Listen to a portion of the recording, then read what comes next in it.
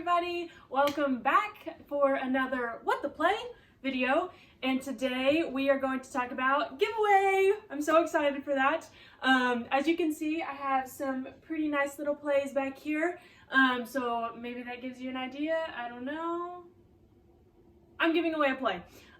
So that is actually really exciting for me because that is what this whole video series is about, is making sure that we actually read the plays and, get to know the script, and you get to learn so much more from just watching a show if you actually read the script and read what is intended by the author. So that is what I've decided to do. Thank you so much to everyone who commented and gave me really, really great ideas and put me in contact with other creators and other women who are trying to make it in the arts industry. Thank you so much for all of that. I really appreciated the viewer feedback and it was absolutely amazing. So how to win a play. The first thing you need to do is follow my social media accounts. So my Instagram, Miss Northeastern, my Twitter, Miss NSUOK, and my Facebook, Mallory Lynch. And then if you want an extra entry, then you can subscribe to my YouTube channel, which is Miss Northeastern. The next thing that you need to do is comment your favorite line within this play that we've read so far, or your favorite moment, something that made you laugh, something that made you think, something like that. Give me a little bit of feedback on what your favorite part so far has been about this play, and you can put it on any of the social media accounts that I have. You can comment on my Facebook specifically underneath the video, on my Twitter, just in a comment section, on the YouTube in the comments, or I will have a little bar in my Instagram story that lets you put your favorite part of the play so far. And I think that's all that I have. Augustine! Sorry everybody. So I think that's all that I need. And then of course, please like my stuff and share it if you feel like, you want to get the word out about What the Play and, the video series and just Miss Northeastern and what is going on with her in general. Let's go ahead and get started. We are still on The Importance of Being Earnest, obviously, by Oscar Wilde. And now we are in Act 3. So let's go. The drawing room at the manor house. Cecily and Miss Prism discovered, each writing at a separate table. Miss Prism: Cecily! Cecily makes no answer. Cecily, you are again making entries in your diary. I think I have had occasion more than once to speak to you about that morbid habit of yours, excuse me. I am merely, as I always do, taking you for my example, Miss Prism. When one has thoroughly mastered the principles of,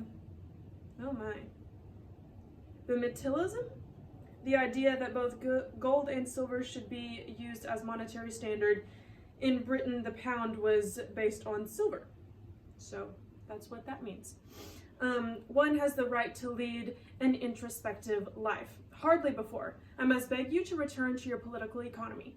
In one moment, dear Miss Prism. The fact is, I have only chronicled the events of today up till 2:15, and it was 2:30 that the fearful catastrophe occurred. Pardon me, Cecily, it was at 2:45 that Dr. Chasuble mentioned the very painful news held by the Primitive Church on marriage. I was not referring to Dr. Chasuble at all. I was alluding to the tragic exposure of poor Mr. Ernest Worthing. I highly disapprove of Mr. Ernest Worthing. He is a thoroughly bad young man. I fear he must be. It is the only explanation I can find of his strange attractiveness. Miss Prism rising. Cecily, let me entreat of you not to be led away by whatever superficial qualities this unfortunate young man may possess. Ah, believe me, dear Miss Prism, it is only the superficial qualities that last. Man's deep nature is soon found out. Child, I do not know where you get such ideas. They are certainly not to be found in any of the improving books that I have procured for you. Are there ever any ideas in improving books? I fear not. I get my ideas in the garden. Then you should certainly not be so much in the open air. The fact is, you have fallen lately, Cecily, into a bad habit of thinking for yourself.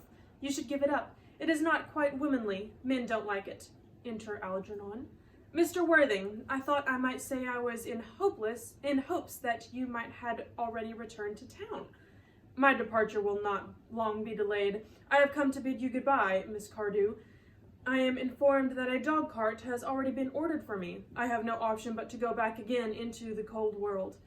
I hardly know, Mr. Worthing, what you can mean by using such an expression. The day, even for the month of July, is unusually warm. Profligacy, thank you, Brindley, is apt to dull the senses. No doubt, I am far from defending the weather. I think, however, that it is only my duty to mention to you, Miss Prism, that Dr. Chasuble is expecting you in the vestry. In the vestry? That sounds serious. It can hardly be for any trivial purpose that the rector selects for an interview a place of such peculiarly solemn associations. I do not think that it would be right to keep him waiting. Cecily? It would be very, very wrong. The vestry is, I am told, excessively damp. True! I had not thought of that. And Dr. Chasuble is sadly rheumatic? Rheumatic? I think there's something wrong with his lungs, perhaps.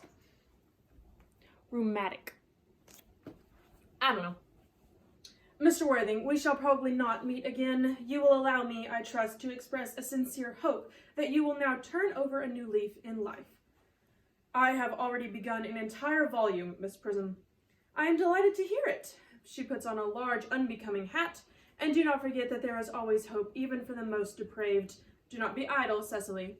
I have no intention of being idle. I realize only too strongly that I have a great deal of serious work before me. Ah, that is quite as it should be, dear. Miss Prism goes out. Algernon. This parting, Miss Cardew, is very painful. It is always painful to part from people whom one has known for a very, very brief space of time. The absence of old friends one can endure with equanimity.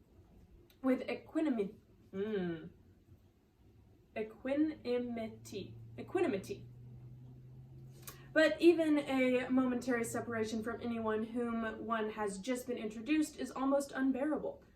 Thank you. Enter Merriman. The dog cart is at the door, sir. Algernon looks appealingly at Cecily. It can wait, Merriman, for 5 minutes. Yes, miss. Exit Merriman. I hope, Cecily, I shall not offend you if I state quite frankly and openly that you seem to me to be in every way the visible personification of absolute perfection. Aww. I think your frankness does you great credit, Ernest. If you will allow me, I will copy your remarks into my diary. Goes over to the table and begins writing in her diary. Do you really keep a diary? I'd give anything to look at it. May I? Oh no, puts her hand over it. You see, it is simply a very young girl's record of her own thoughts and impressions, and consequently meant for publication. When it appears in volume form, I hope you will order a copy. But pray, Ernest, don't stop. I delight in taking down from diction. I have reached absolute perfection. You can go on. I am quite ready for more. Somewhat taken aback. Oh, don't cough, Ernest. When one is dictating, one should speak fluently and not cough. Besides, I don't know how to spell a cough, writes as Algernon speaks. Speaking very rapidly. Miss Cardew, ever since 12:30 this afternoon, when I first looked upon your wonderful and incomparable beauty, I have not merely been your abject slave and servant, but soaring above the pinions and possibly monstrous ambition, I have dared to love you wildly, passionately, devotedly, hopelessly, laying down her pen. Oh, please say that all over again. You speak far too fast and far too indistinctly. Kindly say it all over again. Miss Cardew, ever since you were ever since it was 12:30 this afternoon, when I first looked upon your wonderful and incomparable beauty. Yes, I have got that. All right. Cecily lays down her pen and looks reproachfully at him. Desperately, Algernon says, I have not merely been your abject slave and servant, but soaring on the pinions and possibly monstrous ambition, I have dared to love you wildly, passionately, devotedly, hopelessly. Takes out his watch and looks at it. Cecily, after writing for some time, looks up. I have not taken down hopelessly. It doesn't seem to make much sense, does it? A slight pause. Cecily! Is that the beginning of an entirely new paragraph, or should it be followed by a note of admiration? Rapidly and romantically.